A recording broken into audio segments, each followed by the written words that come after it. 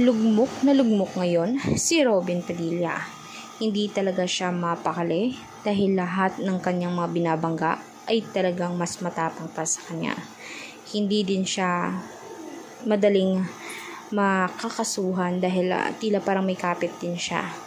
At dahil hindi naman gaano naman kalaki ang atraso niya, kahit naman mas panatag pa ang loob niyang kumampi sa mga taga-China kumpara sa Pilipinas, at mas mahal pa niya ang mga Muslim kumpara sa mga Pinoy.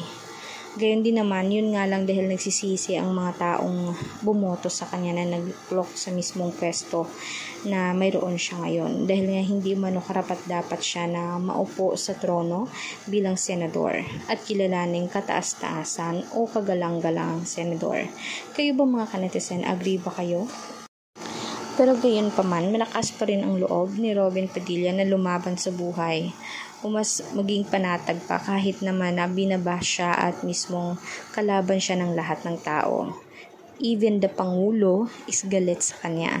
Kaya nga lagi siyang parang tanga tingnan sa Senado dahil tila parang wala siyang alam sa batas o tinatawag nating law.